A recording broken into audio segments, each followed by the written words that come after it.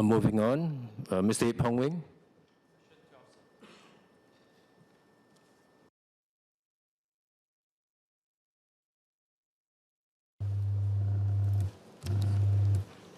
Oh, Vice Chancellor.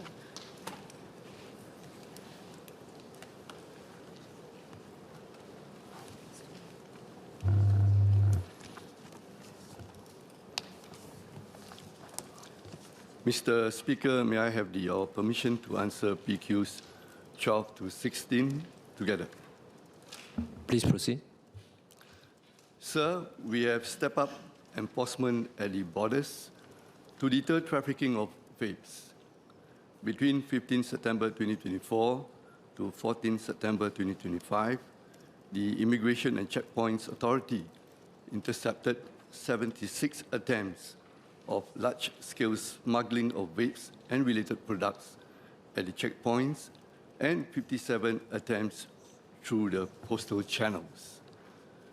The Singapore Police Force and Central Narcotics Bureau, CNB, are conducting inland operations against vape trafficking syndicates.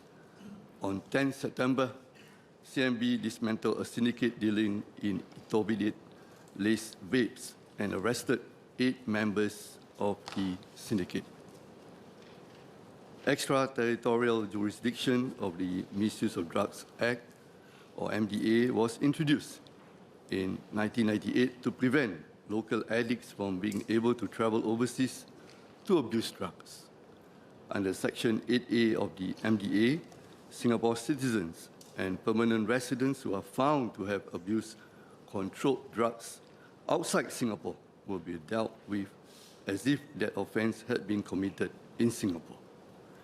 With the temporary listing of etomidate and its analogues as Class C controlled drugs, the same provision will apply to those who abuse etomidate overseas. As for the question on youth abusing vapes containing controlled substances, MOE schools and institutes of higher learning, IHLs, have been engaging students on the health risks and illegality of vapes through the school curriculum and compulsory IHL orientation e-modules. CNB has also included etomidate in its ongoing preventive drug education efforts aimed at youths. These efforts complement the National Public Education Campaign coordinated by the Ministry of Digital Development and Information. Mr. Ip.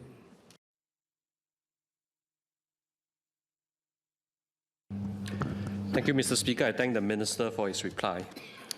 With the Johor Economic Zone moving closer to reality and the planned seamless MRT link between Singapore and Johor Bahru, does the government anticipate an increased risk of illicit substances such as vapes being trafficked across our borders? And what enhanced detection capabilities does ICA have to detect vapes or related components at our checkpoints? Thank you. Acting Minister Faishal. So I thank the member for the SQ. So indeed, the RTS will facilitate the movement of conveyance between Singapore and Johor Bahru.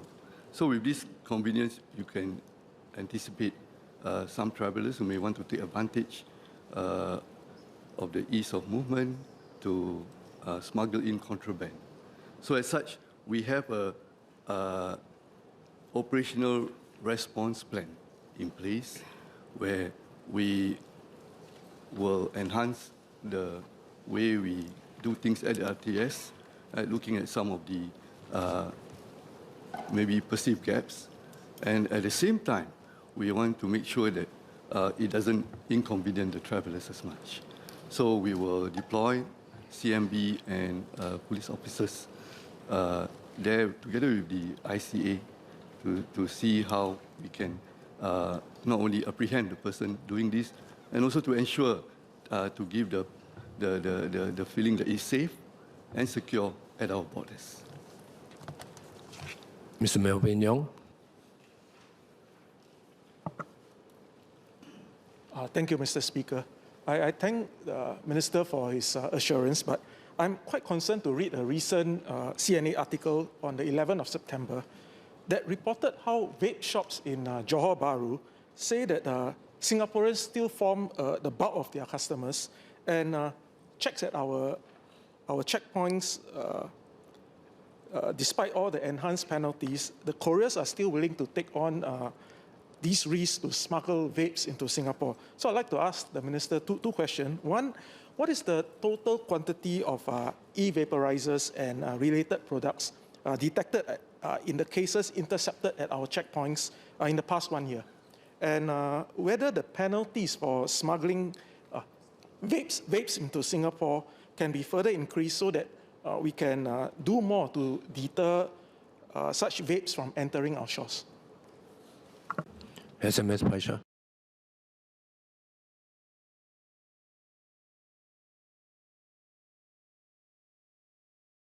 I thank the member for the SQ.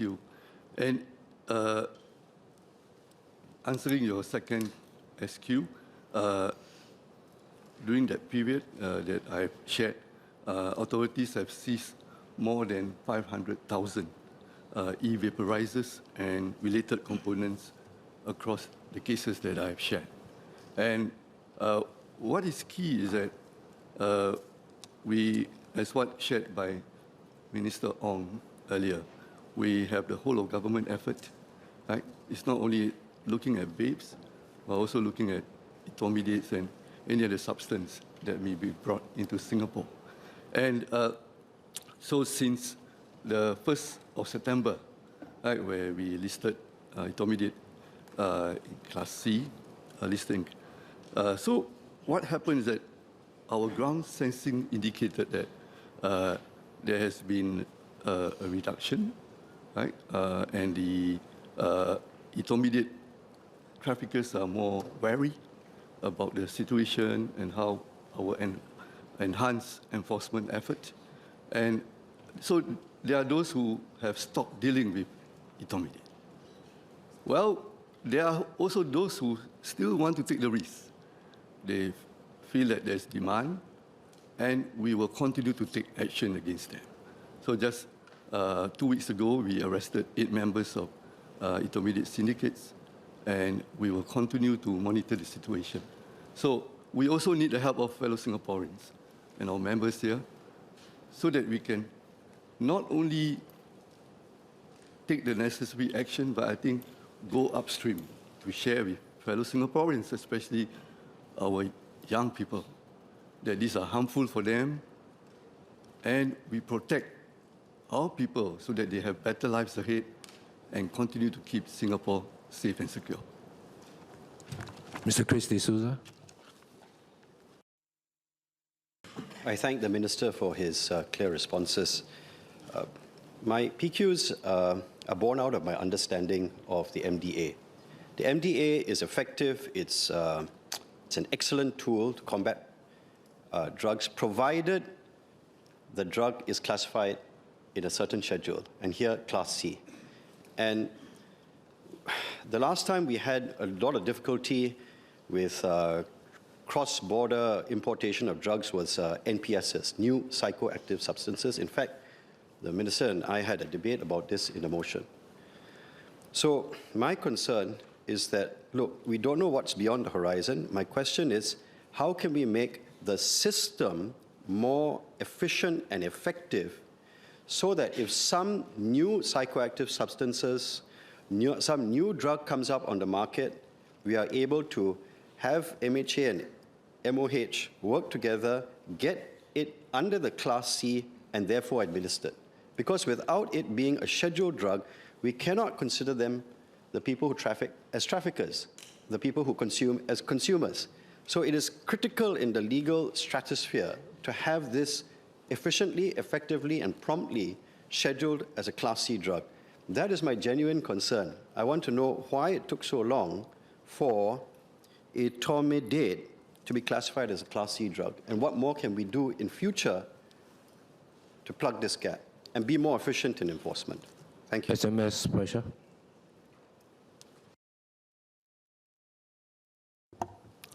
So I thank the member for the SQ. Minister Ong has shared his view, and I concur with his view that yes, we will continue to make sure that we are quick and also we are able to address the issue with regards to the new types of substance that come on board.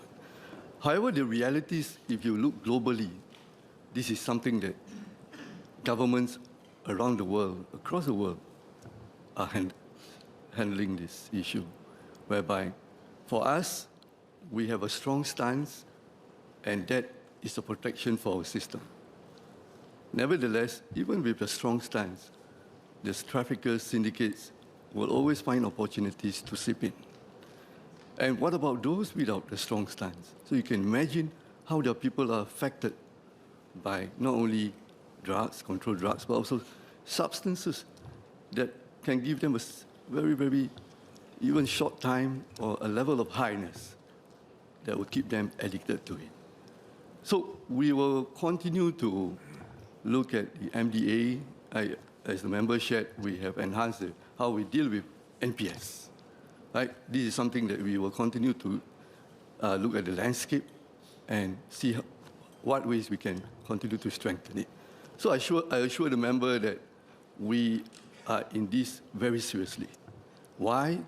Because we have seen how in other parts of the world, many countries not only got affected, they turned into narco state because they were taking very light stance on it. They felt initially nothing will happen to them, but this whole idea of the syndicates, trafficking, and how they introduce substances and drugs into the society quietly, underground, and when you come to know about it, you realize it's too late, and it's going to be very difficult.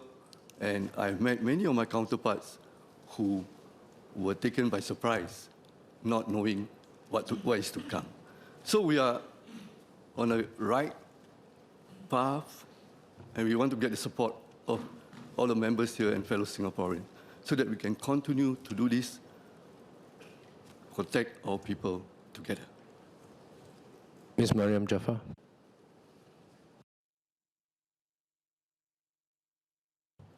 Thank you, Minister. I have two SQs. The first SQ is around postal channels. I understand that some of the recent raids arose out of reports by courier staff who discovered vapes or etomidate laced vapes and actually in the parcels that they were delivering. And I would like to know how are the courier and parcel companies being engaged and listed to assist in detecting and reporting the issue of vapes beyond, especially those that have probably slipped through our border controls before. My second SQ is how is technology being used to screen for vapes in small parcels? Thank you. SMS Faishal.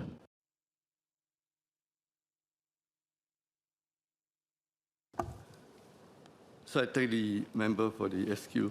Indeed, very important SQ because many of our products or even services are undertaken at this platform, that is the postal channels. And all inbound postal articles are subjected to screening by ICA officers with the aid of screening equipment, such as X-ray scanners. So upon detection of any e-vaporizers or related components, the article will be referred to HSA for further investigation. And you may be interested to know that during the period I shared from 15 September 2024 to 14 September 2025, we have seized more than 3,000 e-vaporizers and related components across these cases. Mr. Bikram Nair.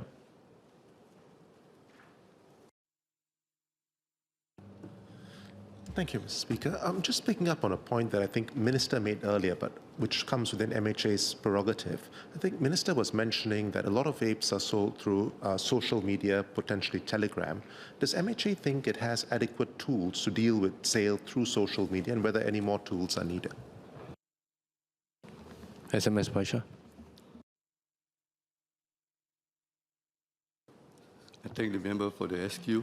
Yes, we are in the social media space, right? And that's how we have been able to dismantle many of the syndicates, and we will continue to do so. And this is a platform where it really has developed tremendously, and it also changes very fast. So CMB, as well as our agencies, we continue to develop our not only the platform, but how we can be more effective, right, in our enforcement, and at the same time going upstream on that. Mr. David Ho.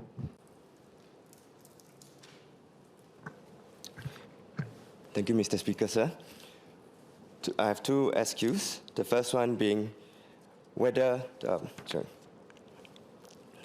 first one being whether for those youths, okay, sorry, give me a minute.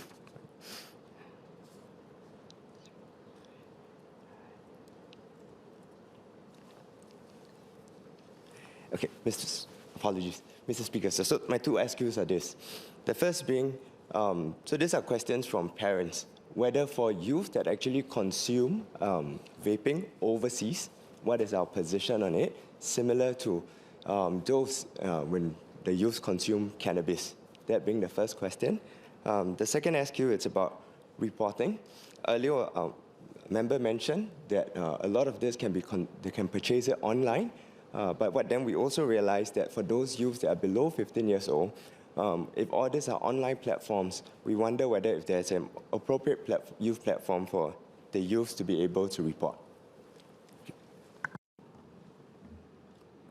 Minister Ong. Thank you.